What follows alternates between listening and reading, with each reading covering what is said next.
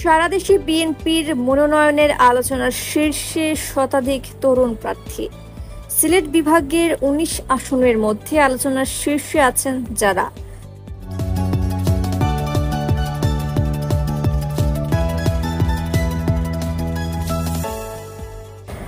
আগামী বছরের ফেব্রুয়ারির প্রথমার্ধে ত্রয়োদশ জাতীয় সংসদ নির্বাচন হবে এমনটা ধরে নিয়ে প্রস্তুতি নিতে শুরু করেছে বিএনপি।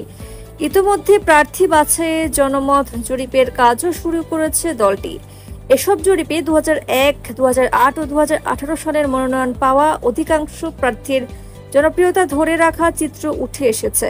তবে এ সত্ত্বেও অন্তত শতাধিক আসনে অপেক্ষাকৃত তরুণ ও নতুন নেতাদের মনোনয়ন নিয়ে বিএনপির ভেতরে বাইরে আলোচনা উঠেছে। সম্ভাব্য এসব তরুণ প্রার্থীর অনেকেই এলাকায় মানুষের নজর কেড়েছেন জানা গেছে। কেন্দ্রে সিদ্ধান্ত দিলে নতুন মুখ হিসেবে এই তরুণদের অনেকেই আগামী নির্বাচনে জায়গা করে নিতে পারেন। তবে এসব তরুণ বা নতুন মুখ যেসব আসনে প্রার্থী হবেন সেসব আসনে অস্বস্তি তৈরি হতে পারে দলটির সাবেক এমপিদের মধ্যে। ইতোমধ্যে সারা দেশের নির্বাচনী এলাকায় তরুণদের অনেকে সক্রিয় হয়ে উঠেছেন বলে জানা গেছে। সিলেট নির্বাচনী এলাকা ও বিএনপির কেন্দ্রীয় সূত্রগুলো থেকে জানা গেছে, প্রার্থী বাছাই, নির্বাচনী ইশতেহার ও নির্বাচনী জোট এই বিষয়গুলো বিবেচনায় রেখেই নির্বাচনের প্রস্তুতি শুরু করেছে বিএনপি।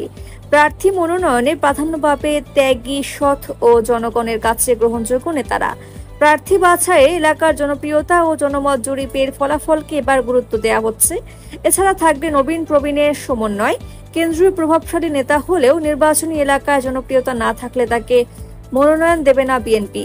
সিলেট বিভাগের মনোনয়ন প্রত্যাশী হলেন সিলেট ৬টি আসনের মধ্যে ৫টি আসনে নতুন হেভিওয়েট প্রার্থী হিসেবে অনেকের নাম আলোচনায় রয়েছে। এদের মধ্যে সিলেট ২ আসনে বিএনপির ভারপ্রাপ্ত চেয়ারম্যান তারেক রহমানের পর রাষ্ট্র বিষয়ক উপদেষ্টা হুমায়ুন কবির, সিলেট ৩ আসনে বিএনপির আন্তর্জাতিক বিষয়ক সম্পাদক ও তারেক রহমানের উপদেষ্টা ব্যারিস্টার এম.এ. সালাম, সিলেট ৪ আসনে বিভাগের সহ সাংগঠনিক সম্পাদক মিফতা সিদ্দিকী ও জেলা বিএনপির ক্রীড়া বিষয়ক সম্পাদক স্টেলিন তারিয়াং, সিলেট ৫ আসনের সাবেক উপজেলা চেয়ারম্যান আশিক উদ্দিন চৌধুরী ও ফাহিম আল চৌধুরী ট্রাস্টের চেয়ারম্যান ফাহিম আল চৌধুরী এবং সিলেট ৬ আসনের চেয়ারপারসনের উপদেষ্টা ডক্টর এনামুল হক চৌধুরীর নাম স্থানীয়দের মধ্যে ব্যাপকভাবে আলোচনায় আছে।